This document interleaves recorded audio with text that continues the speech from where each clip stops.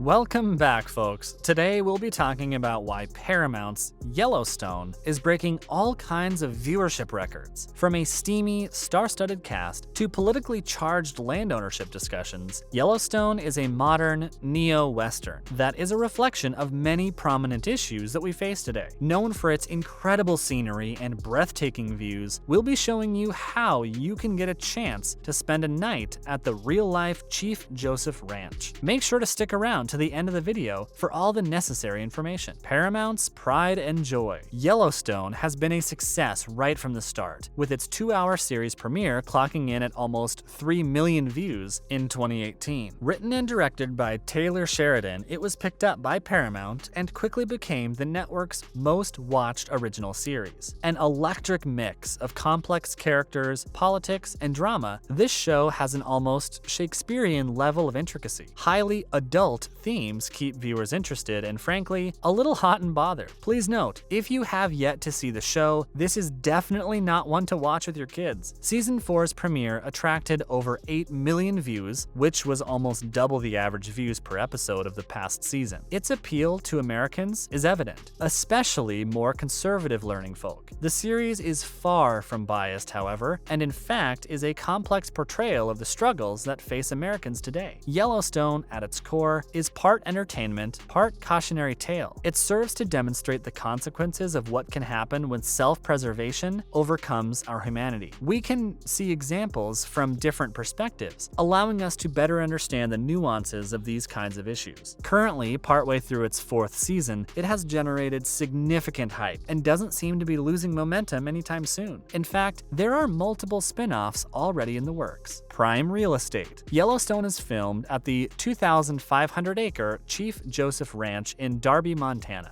It was built in 1914 by the grandson of Henry Ford, William S. Ford, and federal judge Howard Clark Hollister. It was known as the Ford Hollister Ranch at the time of its construction. At 6,000 square feet, it was home to one of the greatest log structures built during this period. It was open to the public only after William S. Ford's death, when his widow and daughters decided to turn the property into a bed and breakfast. It was then sold in the 1950s and renamed after Chief Joseph, a notable historical figure who lived in the region. The Chief Joseph Ranch is a fully functional cattle ranch that is also home to numerous riding horses. The main log structure is used as a private family home today. However, the property is still used as a guest ranch, with tours and cabins that sleep up to 8 for rent. As the property didn't previously have a history in filmmaking, it was stumbled upon purely by chance, thanks to Yellowstone's location manager. Most of the set is located on the property and is fully functional, including the helicopter pad, armory, and even the cemetery. The nearby Bitterroot River also offers spectacular views and has been used as a backdrop in numerous scenes. Kevin Costner, the epitome of American masculinity. Starring as the patriarchal John Dutton, Kevin Costner, who was best known for baseball movies previously, plays the perfect modern-day cowboy. In fact, he even owns a beautiful 165-acre ranch just outside of Aspen, Colorado. Although he was born and raised in Los Angeles, his parents were from Oklahoma, allowing him to have a perspective on small-town life. Stoic and rugged, he embodies the American man wholly. He is a classic Clint Eastwood-esque movie star who has always been a fan of epics and Western films himself. He has been recognized for many projects and holds an impressive number of awards. With 2 Academy Awards, Golden Globes, and Screen Actor Guild's awards, he also boasts a Primetime Emmy and honorary Caesar, France. His skills go beyond acting, and was also named Best Director for Dances with Wolves in 1991. His classic good looks and undeniable masculinity have made Kevin Costner a heartthrob to generations over his 40-year acting career. Cast and crew. Far from being the only hunky heartthrob in the series, Yellowstone's cast is ripe with talented performers. The handsome Cole Hauser plays Rip Wheeler, who lives on the farm under John Dutton's employment as a farmhand.